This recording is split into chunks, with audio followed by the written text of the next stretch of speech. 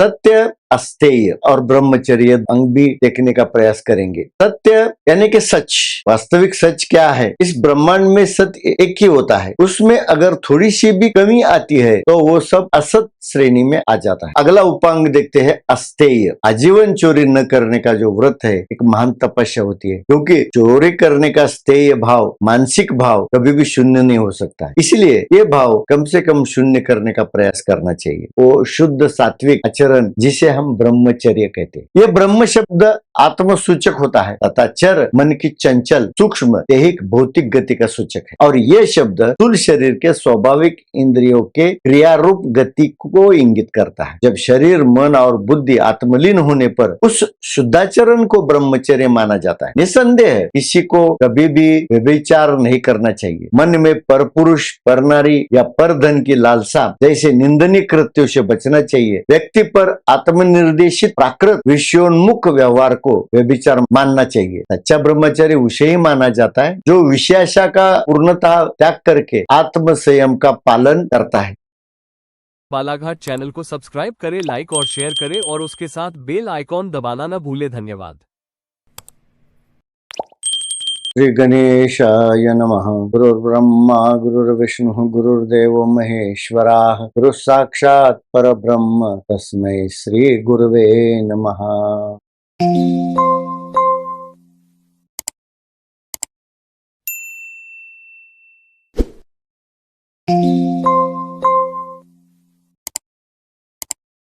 देह संवर्धन और विज्ञान, इस विषय के अंदर हम अभी अष्टांग योग साधना के पहले अंग यम का परिचय आपके सामने रखने जा रहा हूँ। उसमें उसका उपांग सविस्तर विस्तार से अहिंसा क्या होती है, अहिंसा कैसे हम पाल सकते हैं, अहिंसा से हम अपना वर्तन कैसे कर सकते हैं, ये हमने पिछले भाग में देखा है। अब हम अष्टांग के पहला अंग यम और उसके 12 उपांग संक्षिप्त से समझने की कोशिश करेंगे। आपको लगेगा कि इसकी क्या जरूरत है, क्योंकि ये यम जो है इस मृत्यु लोक के प्राकृतिक संविधान है। विद्यमान जीवन जीने के लिए ये सब जानना बहुत जरूरी है, क्योंकि इसका पथ्य और पालन बहुत सावधानी से करना पड़ता है। अन्यथा इसके विरुद्धाचरण के कारण मन व्यभिचारी होता है, भ्रष्टाचार होता है और स्वैराचार में भटकता है, जिसके कारण मन पूरा अशांत, दुखी और असमाधानी जीवन बिताता है। मन विकारी अस्वस्थ होने के कारण उसके परिणाम शरीर पर प्रभावी होते हैं। मन को स्वस्थ रखने के लिए पिछले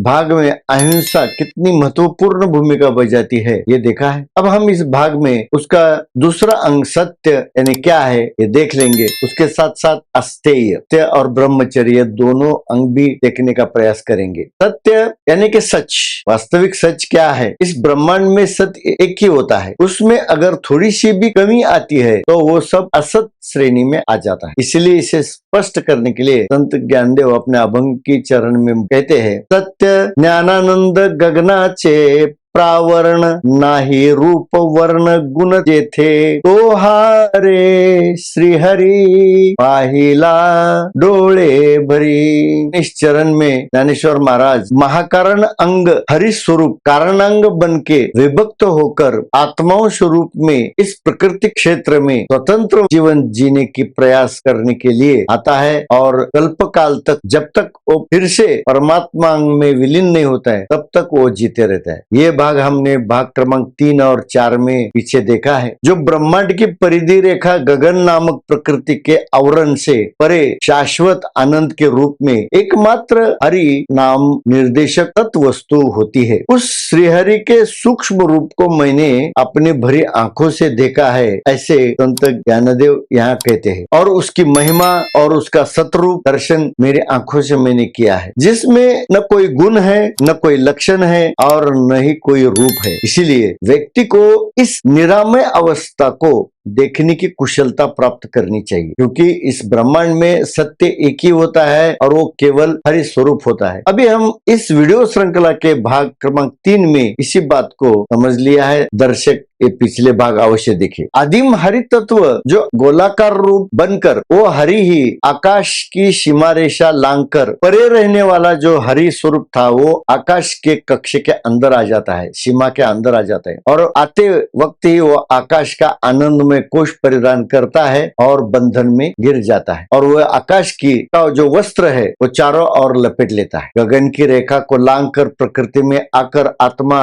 नाम से प्राकृत दशा उपभोगता है। परमात्मा स्वरूप में ये बदलाव होते देखा गया है। इसकी गवाही देते हैं कि मैंने इस श्रीहरि को इस स्वरूप में देखा है। इस सत्य को ऐसे मैंने खुद जाना है। इससे अतिरिक्त जो भी इस सृष्टि में दिखता है वो सब असत स्वरूप होता है और उसकी गणना असत श्रेणी में आती है। हमारे जीवन में सत्य शब्द का संबंध वाचा से होता है, वाणी से होता है, बोलने से होता है कि हम सत्य बोलना चाहिए। एकनाथ महाराज भी ये वाचिक तब समझते हैं। वो भी कहते हैं कि सत्य यानी कि यथार्थ बोलना। सत्य का मतलब वाणी से सच बोलना, यही वाचिक तब। भगवंत गीता में भी कहते हैं कि सत्य कैसे बताया जाना चाहिए, सत्य के बारे में कैसे बोला जाना चाहिए। वो कभी भी कौन सी भी स्थिति में बोलते वक्त जवाबदारी से बोलना चाहिए। अनुद्वेग करम वाक्यम सत्यम प्रिय हितंचयत, वाणी से वैसा ही सत्य बोले जिसे सुनने वाले के मन में अनुचित उत्तेजना उत्पन्न न हो। पतंजल मुनि भी अपने योग सूत्र में सत्य के बारे में जो कहते हैं, सत्य का अधिष्ठान मन होता है। जुबान से वही बातें झलकती है जो मन में उत्पन्न होती है। सत्य प्रतिष्ठायाम क्रिया फलाश्रयत्वम, जिसने मन में सत्य बोलना ठान लिया है, प्रतिष्ठित हुआ है सत्य मन में, उनकी जुबान से आसानी से सच बाहर निकलता है, क्योंकि अंदर वो छुप ही नहीं सकता है। और उनकी जो भी वाणी है वैखरी के द्वारा बाहर प्रक्षेपित होती है वो सिद्ध होती है। उन्होंने जो कहा वो सच ही होता है। लेकिन मन में जो होता है इसे वैखरी से प्रकट करने से पहले बहुत सोचना चाहिए, विचार करना चाहिए, हम उसे प्रस्तुत कैसे करें। एक सुभाषितकार में लिखा है कि सत्यम ब्रूयात प्रियम ब्रूयात ब्रूयान ब्रूयात सत्यम प्रियम प्रियंच नानृतम ब्रूयात देशः धर्म सनातनः। इसका संक्षिप्त भाव अर्थ ऐसा है, हमेशा सच तो बोलना ही चाहिए, लेकिन वही सच बोलते समय उस सामने वाले को प्रिय भी लगना चाहिए। सच मत बोलो जो सुनने वालों को हानिकारक लगे। अगर सामने वालों को हानि पहुंचने वाली है तो वो बोलने से बेहतर है मौन रखना, न बोले तो अच्छा होता है। इसका मतलब ये नहीं कि जो सबको प्रिय लगता है इसलिए झूठ भी मत बोलो, यही सनातन धर्म है। लेकिन वाणी की कुशलता कि चाहे कोई बात सत्य, प्रिय, रुचकर या हितकर हो तो भी ऐसा सत्य न बोले जो शब्द कानों पर पड़ते ही सुनने वालों की मृत्यु हो जाए। ऐसे अनुद्वेग कर्म जो शब्द होते हैं वो तत्काल कहने नहीं चाहिए, सुनते ही कोई अप्रिय घटना घट सकती है। यदि ऐसे शब्द न बोले जिससे अनपेक्षित अप्रत्याशित समाचार सुनकर किसी को हार्ट अटैक न आए। इसलिए बोलते वक्त सोच समझकर धीरज रख के सावधानी से बोलना चाहिए। अभी मैं उदाहरण से आपको यही बात समझाने की कोशिश करूंगा। समझो माँ है और उसका प्यारा 4-5 साल का बच्चा है। वो माँ के हाथ से लड्डू खाकर तुरंत घर के बाहर निकलता है, भागता है, और वो ऐसे भागने की दौड़ में वो सीधा रास्ते पे आ जाता है और रास्ते के ऊपर सामने से या आने वाली जो गाड़ी है उसके नीचे आ जाता है। बच्चा तो अपघात से जगह पर ही मर जाता है। लेकिन ये बात अंदर अभी अभी हाथ में जो लड्डू खाकर निकला है बच्चा, उस बच्चे की ये दुर्घटना उस माँ को कैसे बताए। बात तो सच है, बोलनी तो चाहिए, लेकिन वो कैसे बताए, क्योंकि ऐसी खबर सुनते ही उसकी माँ की जान भी जा सकती है। ऐसी धक्कादायक बात हो धीरे से धैर्यपूर्वक बताना चाहिए। प्रिय वार्ता भी हो तो भी कैसे बतानी चाहिए। समझो कि जिंदगी भर यतीम गरीबी में जीने वाला आदमी अपना जीवन हालांकि में जीता है, परेशानी में जीता है, खाने को रोटी नहीं मिलता है, अन्न नहीं मिलता है, अन्न करके कैसे तो भी मांग मांग के खाता है। लेकिन वो कभी ऐसे चलते चलते एक लॉटरी का टिकट निकालता है, लेकिन उसका नसीब बलवत्तर होता है, वो टिकट बड़ी लॉटरी उसमें लगती है। उस गरीब को समझो कि 11 करोड़ रुपए का लाभ मिला उस टिकट से। ये बात तो प्रिय है, आनंददायक भी है, अच्छी भी है और सच भी है, लेकिन उस व्यक्ति को सीधी नहीं बतानी चाहिए, क्योंकि उसको इतना आनंद हो जाएगा, उस हर्ष वायु के कारण ही उसका हृदय झटके से बंद हो सकता है। सच है, प्रिय वार्ता भी सोच समझकर बतानी चाहिए। अभी हितकर बात भी कैसी बतानी चाहिए। अभी दूसरा उदाहरण देता हूँ। समझो कि बारिश गिर रही है, ठंड लग रही है, कुड़कुड़ते बंदर है पेड़ के ऊपर बैठा हुआ, उसी पेड़ के ऊपर चिड़िया ने घर बनाया है। चिड़िया घर के अंदर सुखरूप है और घर के अंदर से चिड़िया उस बंदर को बोलती है, सलाह देती है कि भाई घर बनाना चाहिए, ऐसे कुड़कुड़ने में क्या लाभ है। 1-2 बार वो सुनता है बंदर, लेकिन बंदर बाद में क्रोधित होने के कारण उस चिड़िया का ही घोंसला तोड़ देता है। ऐसे सलाह तो अच्छी है, वो बताती है तो बुरा क्या करती है, लेकिन सुनने वालों को क्रोध आ सकता है। और वो जो उपदेश बताने वाला है, सलाह देने वाला है, उसके ही जान पर बीत सकती है। इसीलिए सलाह देने वाले ने बहुत बार सोचकर, सच भी हो, प्रिय भी हो, हितकर भी हो, तो भी सामने वाली व्यक्ति का स्वभाव देख के, क्योंकि वो अचानक हिंसक बन सकता है, और सावधानी से बतानी चाहिए। ऐसी बातें बोलने के बजाय क्यों ना हम भगवान ने दिए हुए वेदों के रुचाए गाते रहे, ऋग्वेद, सामवेद, यजुर्वेद के श्लोक निरंतर हमने ओठों में बोलते रहे, गुनगुनाते रहे। ऐसी सांसारिक बातों से क्या मतलब है? इसलिए ज्ञानेश्वर महाराज कहते हैं कि ऋग्वेदादि तिनी प्रतिष्ठित वाग्भुवनी केली जय शिवधनी ब्रह्मशाला। मानो कि जीव पर ब्रह्मशाला है, सत्यवादी समाज में सम्माननीय आदर्श गुरु के रूप में विराजमान हो। अभ्यास करने से सामान्य आदमी भी ज्ञानी, श्रेष्ठ, वंदनीय ब्राह्मण बन सकता है। तो वही बात नित्य बोलते रहे। इसलिए वाणी के ऊपर, सच के ऊपर नियंत्रण रख के व्यवहार करने चाहिए। अभी हम अगला उपांग देखते हैं, अस्तेय। इसमें स्तेय शब्द जो है उसका मतलब होता है चोरी करना, और अ उपसर्ग से उसे वर्जित माना गया है। क्योंकि कोई भी धातु शब्द को अ उपसर्ग लगता है तो अ उपसर्ग उसको 0 शून्य के करीब लेके जाता है। हाँ, शून्य नहीं कर सकता है, क्योंकि कोई भी धातु शब्द विरुद्धार्थ में हम बोलते हैं तो उसको अ उपसर्ग लगाते हैं, लेकिन वो टाइम वो विरुद्ध नहीं होता है, टेंस टू 0 होता है, शून्य के करीब होता है, शून्य कभी नहीं होता है। इसीलिए आजीवन चोरी न करने का जो व्रत है एक महान तपस्या होती है, क्योंकि चोरी करने का स्थेय भाव, मानसिक भाव कभी भी शून्य नहीं हो सकता है। इसलिए ये भाव कम से कम शून्य करने का प्रयास करना चाहिए। वही भाव कैसे कम कर सकते हैं, ये एकनाथ महाराज अचौर्य शब्द तीसरे लक्षण में बताते हैं। अस्तेय, हाथी चोरी नाही करणे, परिपर द्रव्या कारणे, मनियाभिलाष नाही धरणे, अस्तेय लक्षण त्या नाव। अस्तेय का प्रमुख लक्षण इस चरण में एकनाथ महाराज बताते हैं। चोरी 2 स्तर से होती है, एक शारीरिक और दूसरी मानसिक। क्योंकि मन में चोरी करने का भाव होता है तभी इंद्रिय कुछ गतिविधियां करने लगते हैं और शरीर के माध्यम से वो क्रिया घटती है। लेकिन मन में ही अगर अभिलाषा नहीं रहेगी, दूसरे का द्रव्य छीनने की इच्छा मन में ही उत्पन्न नहीं होगी, तो हाथ से वो क्रिया नहीं घटती है। क्योंकि जब मन में वो भाव उत्पन्न होता है, मन से आदेश आते हैं, तब इंद्रिय अपनी क्रिया करने के लिए उद्युक्त होते हैं और फिर अपने अवयव, शरीर क्रिया को घटित करता है। इसीलिए ये समझना चाहिए कि ये मन का भाव होता है। मन में जो बसा है वही हर टाइम, हर वक्त अपने इंद्रियों द्वारा इस शरीर के ऊपर हावी होता है। पतंजल मुनि भी अस्तेय को अपने शब्द में परिभाषित करते हैं, अस्तेय प्रतिष्ठायाम सर्वरत्नोपस्थानम। वो तो कहते हैं ये अस्तेय का जो स्थान होता है ना, वो सर्व रत्न के निकट होता है। मन में चोरी न करने की भावना कब पैदा हो सकती है कि ईश्वर हर जगह पे है और मुझे वो देख रहा है। ऐसा जिसका दृढ़ निश्चय अपने मन के अंदर होता है और उसका एहसास होगा कि मुझे कोई ना कोई देखता है, वो व्यक्ति कभी भी गैर व्यवहार नहीं कर सकता है। वो हर घड़ी सीधा व्यवहार करेगा, कभी भी चोरी नहीं कर पाता है। दुनिया के कोई भी चोर हो, सभी चोर यही सोचकर चोरी करते कि मुझे कोई नहीं देख रहा है। ऐसी स्थिति में ही वो चोरी करने की कोशिश करते। अगर मन में थोड़ी भी आशंका निर्माण होगी कि कोई मुझे देख रहा है और मुझे पकड़ लेगा, तो वो चोरी करना छोड़ देंगे। यही कहावत है कि पकड़ा तो चोर वरना तो सिर चोर। चोरी हजम हो गई तो वो तो रास्ते के ऊपर चलते रहता है। निसंदेह यह स्वभाव का आनुवंशिक गुण है। जीवात्मा के मन में ये चोरी करने का भाव कैसे उत्पन्न होता है, इसके लिए मैं एक वैज्ञानिक उदाहरण देता हूँ। एक वैज्ञानिक क्वांटम थ्योरी का जो सिद्धांत है, ड्वेल स्प्लिट,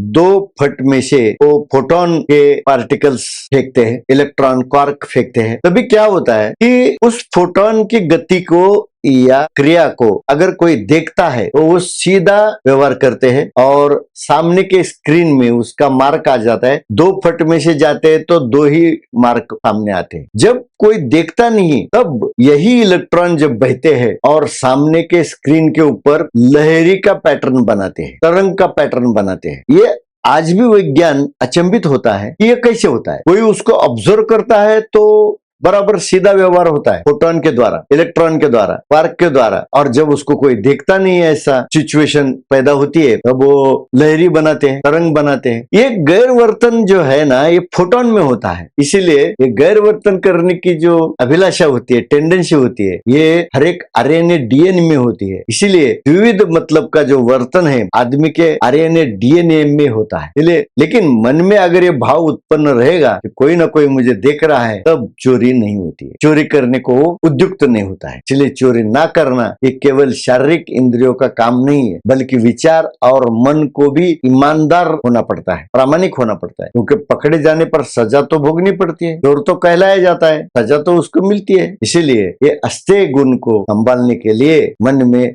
हमेशा एक ही बात को ध्यान रखना चाहिए कि ये संपूर्ण ब्रह्मांड में एक ईश्वर है जो मुझे 24 घंटे 12 महीने हर घड़ी देख रहा है। इस भाव को हम जागृत रखेंगे मन में, तो हम सीधा वर्तन करेंगे, चोरी नहीं करेंगे। अभी मैं अगला चौथा उपांग देखूंगा, ब्रह्मचर्य। ये शब्द भी अजीब होता है। इसके अंदर दो शब्द की संधि होती है, पहला ब्रह्म शब्द है और दूसरा चर्य शब्द है। इस दोनों शब्दों का संयोग से ये ब्रह्मचर्य शब्द बनता है। और समाज में प्रचलित जो भावार्थ है, जिस अर्थ के अंग से उसका विनियोग किया जाता है, उसका और वास्तविक उसका मतलब अलग अलग होता है, लेकिन इसका शास्त्रोक्त भाव गर्भितार्थ थोड़ा अलग होता है, उसको भी देखना चाहिए। इस शब्द का प्रचलित मतलब अत्यंत भ्रामक है, क्योंकि इसका मतलब केवल स्त्री पुरुष विविध लिंग के परस्पर होने वाला जो व्यवहार होता है, उस व्यवहार से संबंध से जुड़ा होता है। लेकिन इसका गहन अर्थ शोध बहुत जरूरी होता है। ब्रह्म का मतलब तो विशाल होता है, उच्च होता है, पवित्र होता है, सर्वोच्च असीम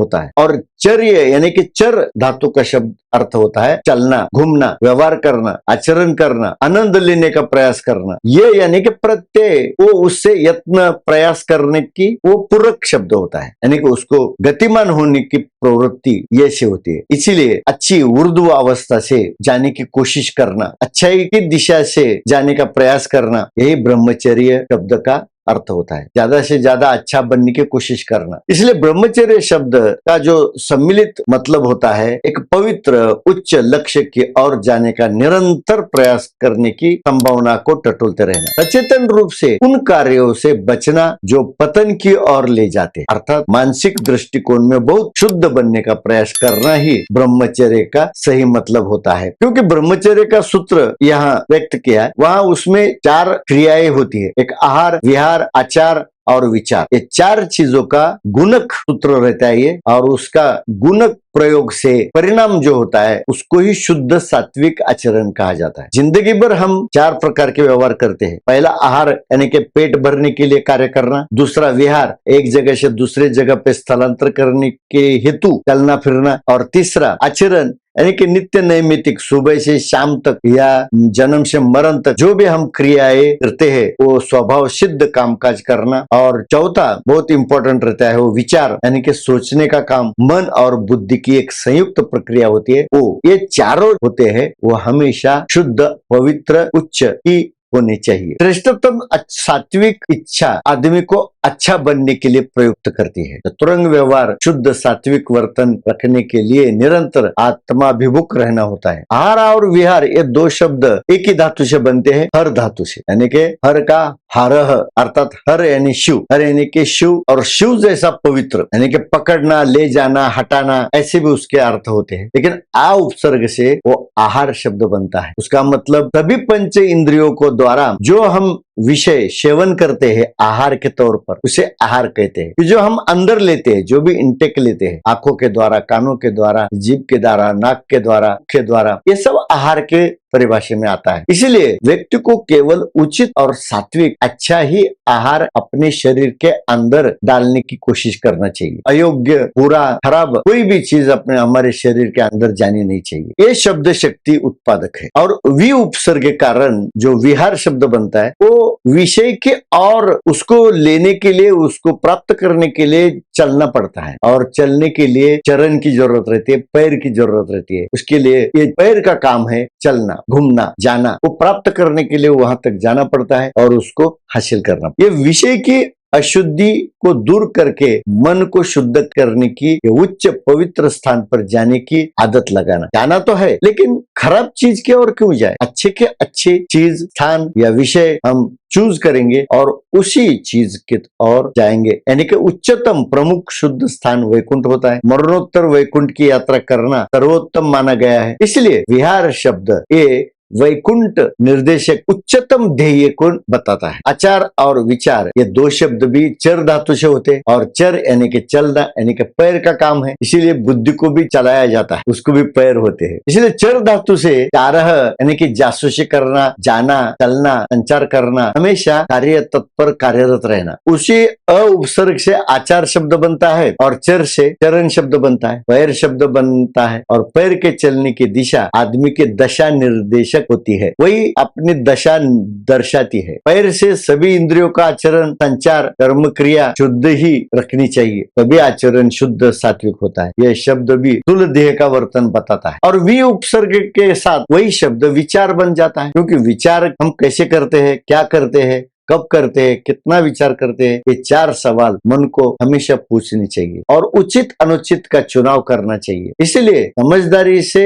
बुद्धि सही चुनाव करे, क्योंकि चुनाव करने का पर्याय हमारे मन में ही होता है। सही विचार जिससे हमारा आचार, विहार और आहार तीनों शब्द सात्विक होते हैं। ये शब्द स्थूल देह का यानी मन बुद्धि का निर्देशक करता है, सूक्ष्म देह का। ये चारों अंग कैसे शुद्ध होंगे, इस पर लगातार सोचना चाहिए, क्योंकि आहार शुद्ध होता तो चाल चलन और विहार शुद्ध होगा, उससे ये आचरण शुद्ध होगा और विचार अच्छे होंगे तो सब कुछ शुद्ध होगा। एक भी शून्य हो जाए, इसमें एक को भी न्यूनता आ जाए, कमी हो जाए तो सब शून्य होते, क्योंकि ये सब गुणक में होते हैं। जितना भी अंक होने दो बड़ा, उसको अगर शून्य से मल्टीप्लाई किया जाए, गुना जाए तो वो पूरा शून्य हो जाता है। इसलिए गुणक में शून्य नहीं चलता है, यहाँ ये एक दूसरे के गुणक होते हैं, इसलिए यहाँ जमाखोरी नहीं होती है, ये परिणाम स्वरूप गुणक क्रिया होती है। एक की भी न्यूनता से शून्य सब हो जाता है, तब कुछ हासिल नहीं रहता है। जैसे कि संगणक में केवल बाइनरी सिस्टम होती है, शून्य और एक, केवल दो ही अंक का काम वहां चलता है। पूरा चतुरंग शुद्धता ही शुद्ध होती है, थोड़ी भी कमतरता अशुद्धता समझनी चाहिए। इसलिए शुद्धता आइदर और होती है, या तो है या तो नहीं है, ऐसे बीच में कोई उसकी शुद्धता की परिभाषा नहीं होती है, वैसा कोई विकल्प नहीं होता है। थोड़ी सी कमी भी पूरा शून्य ही गिना जाता है। गणितीय दृष्टि से ये लिखा जाए तो ब्रह्मचर्य सूत्र ध्यान में रखना चाहिए। मैं अभी कर देता हूँ। आहार कौंस में, फिर बाहर, विहार कौंस में, फिर आचार कौंस में और विचार, ये गुणक होते हैं और परिणाम स्वरूप वो शुद्ध सात्विक आचरण जिसे हम ब्रह्मचर्य कहते हैं। ये ब्रह्म शब्द आत्मसूचक होता है तथा चर मन की चंचल सूक्ष्म देहिक भौतिक गति का सूचक है और ये शब्द स्थूल शरीर के स्वाभाविक इंद्रियों के क्रियारूप गति को इंगित करता है। जब शरीर, मन और बुद्धि आत्मलीन होने पर उस शुद्धाचरण को ब्रह्मचर्य माना जाता है। निसंदेह किसी को कभी भी व्यभिचार नहीं करना चाहिए। मन में परपुरुष, परनारी या परधन की लालसा जैसे निंदनीय कृत्यों से बचना चाहिए। व्यक्ति पर आत्मनिर्देशित प्राकृत विषयोन्मुख व्यवहार को व्यभिचार मानना चाहिए। सच्चा ब्रह्मचर्य उसे ही माना जाता है जो विषयाशा का पूर्णतः त्याग करके आत्म संयम का पालन करता है। इसी मतलब से ब्रह्मचर्य ऐसे यत जैसे आश्रम प्रयुक्त बोलिले शास्त्री यथोचित निश्चित करावे। शास्त्र के अनुसार आश्रम धर्म के कर्मों के विहित आचरण का निर्धारण करना चाहिए। इसका मतलब यह है कि गृहस्थाश्रम के जीवन काल में संतानोत्पत्ति के उद्देश्य केवल अपनी धर्मपत्नी से रजो काल में शरीर संबंध रखने से भी आदमी को ब्रह्मचारी माना जाता है। ऐसा ही भाव पतंजलि मुनि अपने सूत्र में कहते हैं, ब्रह्मचर्य प्रतिष्ठायाम वीर्य लाभ। मन में ब्रह्मचर्य विचार दृढ़ होता है, उसे वीर्य ओज लाभ होता है। यहाँ वीर्य लाभ का मतलब शक्ति और ओज प्रभाव में वृद्धि, जो जीवन उज्जवल खुशहाल बनाता है। ब्रह्मचर्य दो प्रकार का माना गया है, एक उपकुर्वाण ब्रह्मचर्य जिसमें एक पत्नीव्रत गृहस्थाश्रम होता है और नैष्ठिक ब्रह्मचर्य अन्य तीन आश्रम में स्त्री संग और वीर्य स्खलन वर्जित होता है। संक्षिप्त में हम उपकुर्वाण ब्रह्मचर्य समझ लेते हैं तो उचित शिक्षा प्राप्ति के बाद गुरु के अनुमति से गृहस्थाश्रम में अनुकूल स्त्री से विवाह बद्ध होकर आजीवन एक पत्नी व्रत पालना भी शास्त्र में ब्रह्मचारी माना जाता है। वेद शास्त्र संपूर्ण पठन, गुरु दक्षिणा व्रत विसर्जन करुणी करी पाणी ग्रहण उपकुर्वाण या नाव। संपूर्ण वेदादि षडशास्त्र का अध्ययन पूरा करने के बाद विद्वान शिष्य गुरुचरणी गुरु दक्षिणा समर्पित करके ब्रह्मचर्य का व्रत त्याग करके एक स्त्री से विवाह करके गृहस्थाश्रम स्वीकार कर सकता है। जो आजन्म एक पत्नी व्रत का पालन करता है, अन्य कोई भी पर स्त्री को माँ के समान मानता है, उसे भी ब्रह्मचारी माना जाता है। इसे उपकुर्वाण ब्रह्मचर्य कहा जाता है। एवं नेमुनिया विवाह विवाहाशी, वेदराये दिली आज्ञायशी, सांडोनी सकळ स्त्रियांशी, स्वदारे पाशी मैथुन, ऋतुकाळी ज्या स्त्रीगमन, ते पुरुष ब्रह्मचारी पूर्ण। जो व्यक्ति शास्त्र शुद्ध विवाहबद्ध व स्त्री के साथ ऋतुकाल में रत होता है, अन्य स्त्री के बारे में वो माता बहन जैसा व्यवहार करता है, उसे भी शास्त्र ब्रह्मचारी मानता है। जैसा स्त्री संगे प्रजा व्याला, नाही मुकला ब्रह्मचर्या, अपने धर्मपत्नी के साथ गृहस्थाश्रम में पुत्र पौत्र हुए तो भी उसका ब्रह्मचारी व्रत भंग होता नहीं, क्योंकि उसे शास्त्र ब्रह्मचारी मानता है। महाराष्ट्र में भी बहुत सारे संत उपकुर्वन ब्रह्मचारी रहे हैं। संत तुकाराम, संत एकनाथ, संत गोरोबा, संत चोखामेळा आदि बहुत सारे संत इस तरह ब्रह्मचारी व्रत जीवन भर संभाल के अपना जीवन बिताया है। लेकिन नैष्टिक ब्रह्मचर्य जो होता है, नैष्टिक शब्द की परिभाषा देते हुए कहते हैं, व्रतबंध वेदाध्ययन झाल्या पाठी, जो परमार्थी ठेवून दृष्टी, गृहस्थाश्रमाची न करी गोठी, नैष्टिक्य परिपाटी त्या नाव। व्रतबंध के बाद वेदों का नियमित अध्ययन करने से व्यक्ति आत्मकेंद्रित हो जाता है, जो कभी गृहस्थ की कथा में रमता नहीं है, जीवन भर विवाहबद्ध नहीं होता है, सीधा संन्यासाश्रम स्वीकारता है, उसे ही नैष्टिक ब्रह्मचारी माना जाता है। नैष्टिक ब्रह्मचारी सन्यासी, वानप्रस्थ, वनवासी ही न पहावे स्त्रियाशी, मुख्यत्वे त्याशी स्वधर्म। या रीति ब्रह्मचारी देख वीर्य त्याग बुद्धिपूर्वक करुणे आवश्यक व्रत विशेष ब्रह्मचर्य, इसे ब्रह्मचर्य व्रत कहते हैं। जो नैष्टिक ब्रह्मचारी होता है, तपस्वी और वनवासी, वानप्रस्थ तीनों आश्रम में रहता है, उसे मन से स्त्रीसंग से दूर रहना चाहिए। संयोग से यदि कोई स्त्री सामने आ भी जाती है तो उसके विभिन्न लिंग पर ध्यान न देकर वो स्त्री है ऐसा मन में विचार भी करना नहीं चाहिए। काम भावना से प्रेरित होकर जानबूझकर चेतना अवस्था में विचार भी करना नहीं चाहिए। काम भावना से प्रेरित होकर अपने मन को कलुषित नहीं करना चाहिए। मन साफ होगा तो स्वप्न दोष भी नहीं होगा। फिर भी अगर नींद में वीर्यपात हो जाता है तो उसके बारे में ज्यादा सोचना नहीं चाहिए, पछतावा भी नहीं करना चाहिए या उसे ध्यान में भी रखना नहीं चाहिए। अभ्यास में लीन रहकर ब्रह्मचर्य का पालन करते रहना चाहिए। मिसाल के तौर पर एकनाथ महाराज कहते हैं कि नैष्टिक ब्रह्मचर्य धर माझे स्वरूप सनत कुमार, नैष्टिक ब्रह्मचारी निश्चिती, ज्याशी स्वप्नी नाही वीर्यच्युती, या लागी कुमार मनती अवतार मूर्ति सनकादिक। नैष्टिक ब्रह्मचर्य के उदाहरण देते हुए वो कहते हैं कि जो सनकादिक ब्रह्म कुमार हुए उनकी तरह जिंदगी भर वो बालावस्था में रहे, 8 वर्ष से उनका आयु बढ़ा ही नहीं, इसीलिए उनके स्वप्न में भी कभी वीर्यपात नहीं होता है, उन्हें नैष्टिक ब्रह्मचारी माना गया है। जैसे कि संत ज्ञानदेव, सोपानदेव, निवृत्तिनाथ आदि बहुत संत इस प्रकार से अपना जीवन समाज कल्याण के लिए बिताए हैं। इस बात पर मैं थोड़ा रुक कर आगे के उपांग में अगले भाग में आपके सामने रखूंगा। धन्यवाद।